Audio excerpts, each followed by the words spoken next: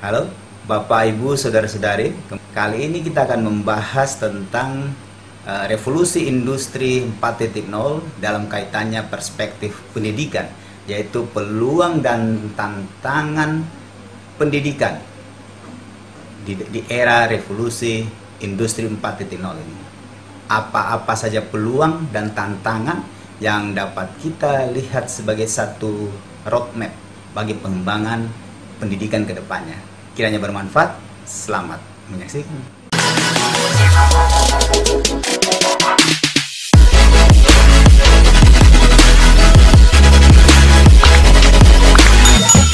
Dan menurut kami materi ini bisa dimanfaatkan oleh Bapak Ibu pengajar, baik guru maupun terlebih dalam situasi pandemi dan nanti pasca pandemi. Seperti kita ketahui bersama, tahap revolusi industri ini kita sudah masuki zaman sekarang dengan revolusi industri 4.0, di mana kegiatan manufaktur terintegrasi melalui penggunaan teknologi wireless dan big data secara masif. Fase periode revolusi industri ini membutuhkan masa yang semakin singkat dari waktu ke waktu. Dan kini kita sudah memasuki masa revolusi industri 4.0. Dan dengan adanya pandemi ini semakin mendorong mempercepat. Pandemi COVID-19 ini tidak mengubah apapun, tapi dia justru mempercepat laju perubahan atau akselerasi di semua bidang kehidupan, termasuk juga di bidang pendidikan. Oleh karena itu kita akan bicara tentang bagaimana revolusi pendidikan 4.0 dalam kaitannya dengan apa yang kita alami dan kita rasakan sekarang ini. Ada dampak inovasi yang terjadi dengan adanya revolusi industri ini. Revolusi khususnya di bidang teknologi informasi dan komunikasi, di mana kita lihat secara kasat mata ada pergantian peran manusia oleh mesin atau terjadi mekanisasi oleh teknologi komunikasi dan informasi ini. Kita lihat bagaimana peran penjaga toko mulai tergantikan, bahkan tergeser, bahkan hampir di toko-toko besar hilang karena bermunculannya e-commerce yang menghubungkan langsung antara pembeli dan penjual dalam satu situs atau dalam satu transaksi online. Begitu juga kita lihat di kota-kota besar penjaga gerbang tol bahkan nyaris tidak ada. Di beberapa ruas jalan tol di ibu kota pun kita lihat sudah tidak ada. Semua terganti dengan sistem digitalisasi. Tidak ada lagi transaksi uang secara cash, tapi semua menggunakan e-money. Ini merupakan dampak daripada inovasi yang terjadi di tengah-tengah kita. Sehingga kita lihat bahwa digitalisasi di bidang kehidupan bisa mengakibatkan juga perubahan di bidang pendidikan. Taksi konvensional bergeser menjadi taksi online, dan sekarang ada mobil-mobil otonom yang dilakukan oleh individu. Buruh pabrik mulai berkurang angka penggunaannya karena terjadi adanya penggunaan besar-besaran mesin teknologi dan otomatisasi di bidang produksi. Kita lihat rumah produksi yang selama ini memproduksi aneka-aneka kreasi di bidang video maupun audio, sekarang bermunculan pelaku-pelaku konten kreator, pelaku-pelaku produksi, tidak lagi dimonopoli oleh production house yang besar, tapi pada individu atau gabungan individu yang kecil dan semakin merata dan masif. Contohnya salah satunya adalah YouTuber. Adanya data entry kemudian masuk dalam data analitik, dan kemudian sekarang kita lihat pada big data, terintegrasinya sistem data secara digital. Kita lihat bahwa dampak dunia digital masuk dalam era baru industrialisasi digital ini. Ada ancaman dan ada juga peluang. Mari kita lihat dari posisi ancaman adanya era industrialisasi digital ini. Secara global, era digitalisasi akan menghilangkan sekitar 1 sampai 1,5 miliar pekerjaan yang diprediksi sepanjang tahun 2015 sampai 2025. Dalam dekade ini digantikan posisi manusia dengan mesin-mesin otomatis. Ini kata seorang futuris, Gerd Leonhard. Yang kedua, diperkirakan bahwa di masa yang akan datang 65% murid sekolah dasar di dunia ini akan bekerja pada pekerjaan yang belum pernah ada hari ini.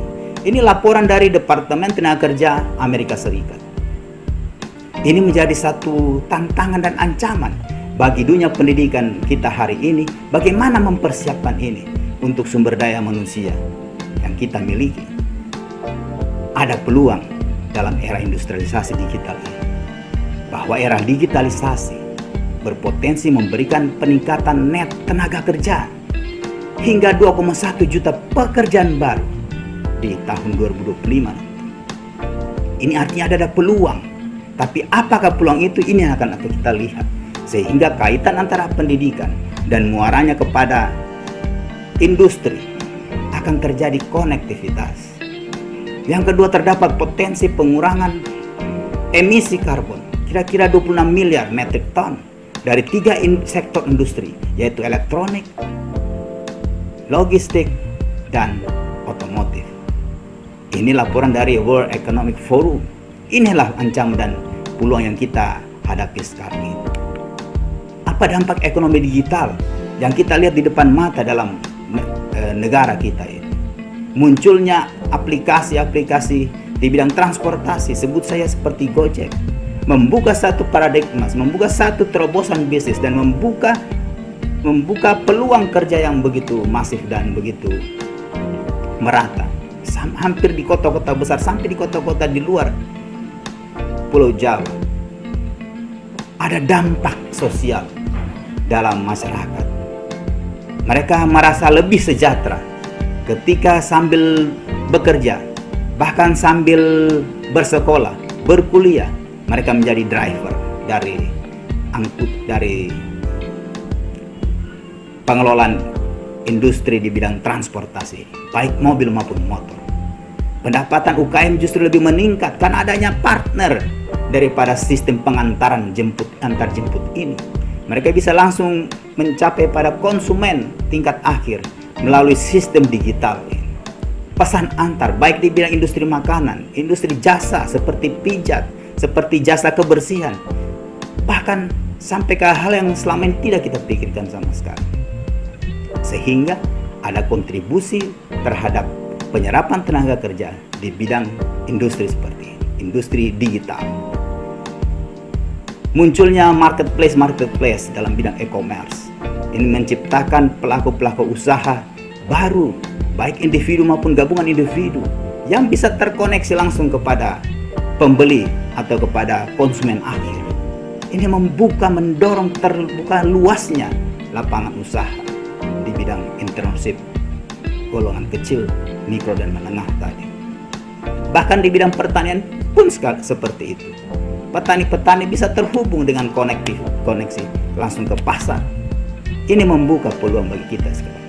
Bagaimana pendidikan mengarah kepada penyerapan sumber daya manusia di bidang digitalisasi.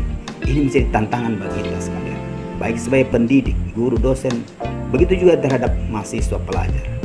Melihat ini sebagai satu peta manfaat dengan hadirnya revolusi industri. Wajah ekonomi dunia saat ini berubah drastis. Saat ini berbagai macam kebutuhan manusia telah banyak menerapkan dukungan internet dan dunia digital. Dunia digital sampai kepada kampung-kampung sekalipun sebagai wahana interaksi dan transaksi. Ada pemenuhan kebutuhan melalui transaksi online di bidang sharing ekonomi, di bidang e-education, e-government, marketplace, bahkan di bidang pelayanan kesehatan. Muncul aplikasi-aplikasi maupun situs-situs yang menawarkan jasa layanan kesehatan secara daring. Ini membuka peluang bagi kita, dan wajah kegiatan ekonomi seperti itulah yang menjadi titik tekan atau aksentuasi daripada pendidikan kita hari ini. Gejala-gejala itu, gejala-gejala transformasi di Indonesia sudah kita rasakan dan kita lihat bersama. Dunia digital dan revolusi industri keempat ini, model-model bisnis dan model pekerjaan terkena dampaknya. Toko-toko konvensional, bahkan supermarket atau hipermarket yang besar, sebagian tutup, bahkan sebagian harus berkonversi kepada sistem digital juga. Kalau tidak, mereka akan terlibas dari arus perubahan ini. Mereka menerapkan layanan jasa online, transaksi digital. Ini yang membuat pendidikan kita harus menangkap peluang dan ancaman ini secara nyata. transportasi, perhubungan yang selama ini hanya sifatnya konvensional, mengandalkan transaksi-transaksi praktek manual, bergeser kepada transaksi yang sifatnya virtual. Di era revolusi industri 4.0 ini, penyelenggaraan pendidikan jarak jauh atau pembelajaran daring kedepannya akan memiliki peran yang sangat strategis dalam pemerataan akses pendidikan di Indonesia. Ini yang harus kita lihat, bahwa di era revolusi industri ini, pendidikan jarak jauh atau pembelajaran daring memberikan peluang bagi pemerataan akses pendidikan kepada anak bangsa. Dan juga peningkatan kualitas pendidikan memerlukan pemerataan pendidikan melalui pemanfaatan teknologi informasi IT. Sudah menjadi kebutuhan sekarang dan kebutuhan dasar bagi dunia pendidikan untuk memanfaatkan teknologi informasi dan komunikasi untuk pembelajarannya secara digital di era revolusi industri 4.0 ini. Sudah saatnya kampus, sekolah menerapkan itu untuk meningkatkan mutu pendidikannya, menerapkan praktek pembelajaran secara virtual untuk pemerataan maupun untuk peningkatan kualitas.